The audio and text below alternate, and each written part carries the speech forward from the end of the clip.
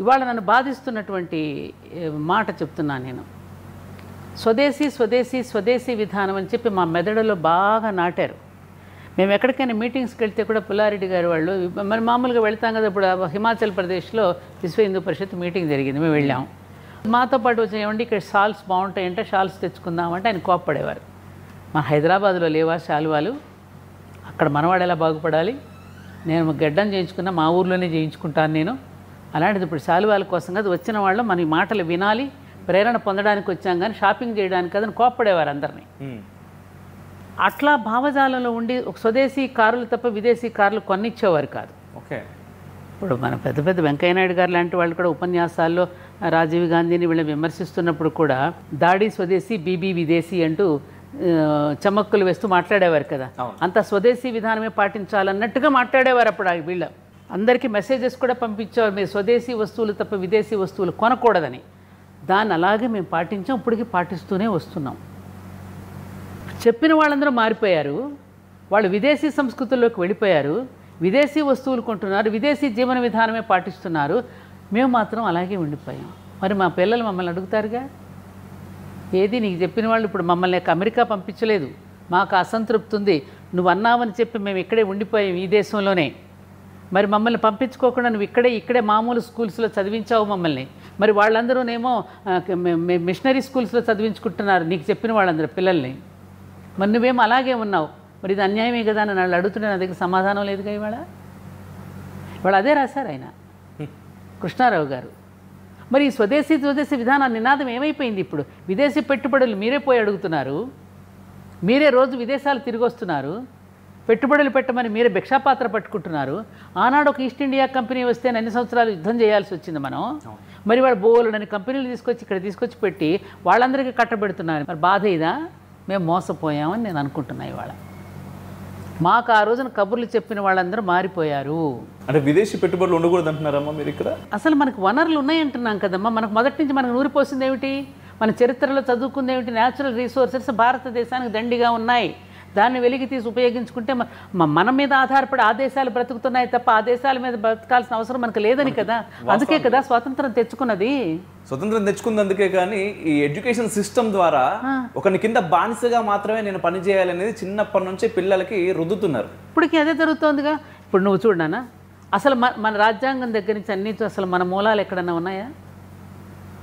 మన భాషకు మనది కాదు, ఇవాళ మన జీవన విధానం మనది కాదు, మన విద్య మనది కాదు, మన వైద్యం మనది కాదు.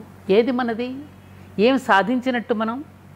పెద్ద పెద్ద భవనాలు కట్టుకోవడమా, ఫ్లైఓవర్లు కట్టుకోవడం, ఔటర్ రింగ్ రోడ్స్, ఇదొక్కటే నా అభివృద్ధి అవసరమే.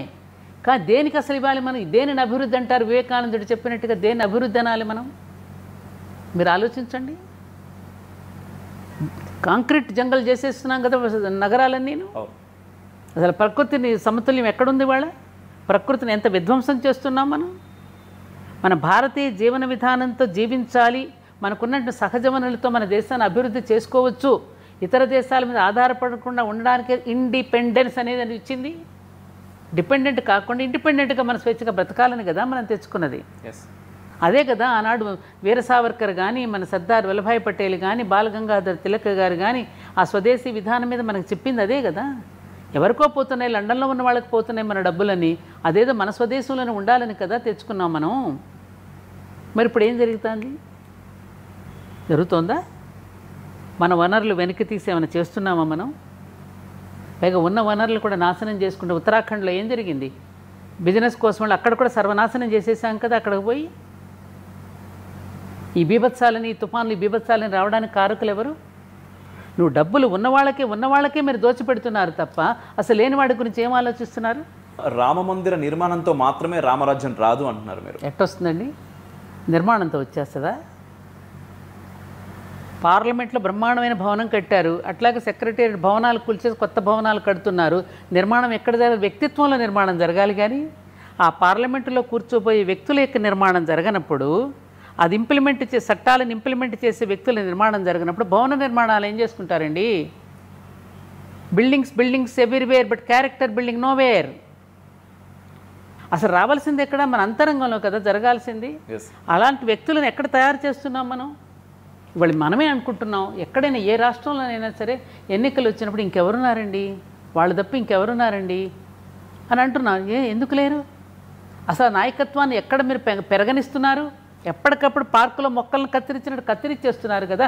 ఇప్పుడు ధైర్యంగా నేను ఏదైనా మాట్లాడితే ఈమెను ఎలా కత్తిరించాలి, ఈమె మీద ఏ విధంగా బురద చల్లాలి, ఈమె మీద ఏ విధంగా దాడి చేయాలి అనే కదా ఆలోచిస్తున్నారు. వాడు ధర్మబద్ధంగా మాట్లాడేవాడు మాటకి ఎక్కడైనా విలువ ఉన్నదా? వాడు ఏదో ఒక రకంగా జైలు పాలు చేయాలి, వాళ్ళ మీద ఏదో ఒక మడ్ స్లింగింగ్ జరగాలి. ఖచ్చితంగా నాకు మీరు అంటుంటే నాకు అనిపిస్తుంది నిజంగా మన తెలుగు రాష్ట్రాల్లోనే, అంత దేశం మొత్తం పక్కన పెట్టినా కూడా కేవలం తెలుగు రాష్ట్రాల్లో చూసుకున్నా కూడా ఒక 7-8 సంవత్సరాల క్రితం వరకు మనకు స్వామీజీలు కనిపించేవారు, ప్రవచనకర్తలు కనిపించేవారు, వారు మాట్లాడేవారు, బయటకు వచ్చేవారు, దేశము ధర్మం అనే మాటలు ఎక్కడ పడితే అక్కడ వినిపించేవి. కానీ ఎప్పుడైతే గట్టిగా మాట్లాడతారో ఏదో ఒక మీడియా ఛానల్ ఏదో స్ట్రింగ్ ఆపరేషన్ అంటది, లేకపోతే వాట్ ఎవర్ ఏదో ఒక రకమైనటువంటి బురద మీరు అన్నట్టుగా చల్లేస్తున్నారు. ఆ వాళ్ళు సైలెంట్ అయిపోవాలి. ఈరోజు చూసుకుంటే ఒక్కసారి కళ్ళు తెరిచి చూస్తే ఎవరున్నారా తెలుగు రాష్ట్రాల్లో ధర్మం గురించి గట్టిగా మాట్లాడే వాళ్ళు అంటే లేరు.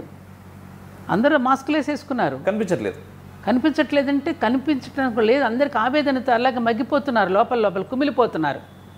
ఎందుకు వచ్చిందమ్మా అసలు? ఏంటి మారాలంటే ఏం చేయాలి? ఎవరు మారాలి? తాత్వికంగా వెళ్ళాలి అంటే ఇది కలికాలం అండి. తాత్విక దృష్టితో మనం కనుక చూసుకుంటే, పురాణ దీని ప్రకారంగా చూసుకుంటే ఇది కలియుగం. 5000 సంవత్సరాలు పూర్తయిన తర్వాత నెమ్మదిగా ప్రబలుతుందని చెప్పినటువంటి భాగవతం ప్రకారం ఆ కలి ఎవరిలో అయితే దుర్లక్షణాలు ఉంటాయో వాళ్ళకే సపోర్ట్ చేస్తాడు. సాధారణంగా మనం అందరం అనుకుంటే ఏంటంటే అసలు మంచి వాళ్ళకి రోజులు కాదండి అంట. ఎందుకని మంచి వాళ్ళకి రోజులు కాదు? ఎందుకని మంచి వాళ్ళని ప్రోత్సహించడు కలిపురుషుడు, చెడ్డ వాళ్ళకి ప్రోత్సాహం ఇస్తాడు, దుర్మార్గులకి అతను ఓటేస్తాడు. ఫైనల్గా ధర్మం గెలుస్తుంది. తనలో ఉన్న అవలక్షణాలు ఎవరిలో ఉన్నాయి ఆ లక్షణాలు ఉన్నవాడితోనే జత చేసుకుంటాడు అతను. అది తాత్వికంగా ఆలోచిస్తే. మరి ఆ లక్షణాలు ఉన్న వాళ్ళందరికీ వస్తున్నారు. ఇవాళ మేధావుల సాహసించలేరు, వివేకం ఉంటుంది, సాహసం ఉండదు వాళ్ళలో. సాహసం ఉన్నవాడికి వివేకం ఉండదు, వాడు ఏదైనా తెగిస్తాడు. మేధావి తెగించలేడుగా. మేధావి దగ్గర డబ్బులు ఉండవు, కండబలం ఉండదు. కండబలం ఉన్నవాడికి డబ్బు బలం ఉన్నవాడికి కదా ఇవాళ. ఒక సత్శీలుడు, ఒక మంచి నిజాయితీపరుడు, నేను ఎన్నికల్లో నిలబడదలుచుకున్నాను, నాకు టికెట్ ఇవ్వండి అంటే నువ్వు ఎన్ని కోట్లు ఖర్చు పెట్టగలుగుతావని అడుగుతున్నారా లేదా? మొదటి ప్రశ్న అదే వస్తుంది కదా. ఎన్ని నేరాలు చేయగలవు, ఎన్ని బూతులు తిట్టగలవు, ఎన్ని కోట్లు ఖర్చు పెట్టి, ఈ 3 ప్రశ్నలు ఫస్ట్. అదే ఎక్స్పీరియన్స్. ఇంకా అలాంటప్పుడు ఇంకా ఎట్లా వస్తారు? వీళ్ళకేమో ఉన్న ఆలోచన పరులకేమో సాహసం లేదు, సాహసం ఉన్నవాడికేమో ఆలోచన లేదు. మరి ఎప్పుడు మారాలి ఇదంతా? కాలం. వీటన్నింటికీ కాలమే పరిష్కరిస్తుంది. కాలం ఇది ఒక కాలచక్రం అంతే. దీనిలో తిరుగుతూనే ఉన్నాం మనం. మంచి చెడుల కలయిక కదా నాన్న. వస్తుంది, మళ్ళీ వస్తుంది, మళ్ళీ వస్తుంది. ఎంతవరకు రావాలి అంతవరకు రావాలి కదా. పాపం పండాలి కదా. పాపం పండాలి అంటారు.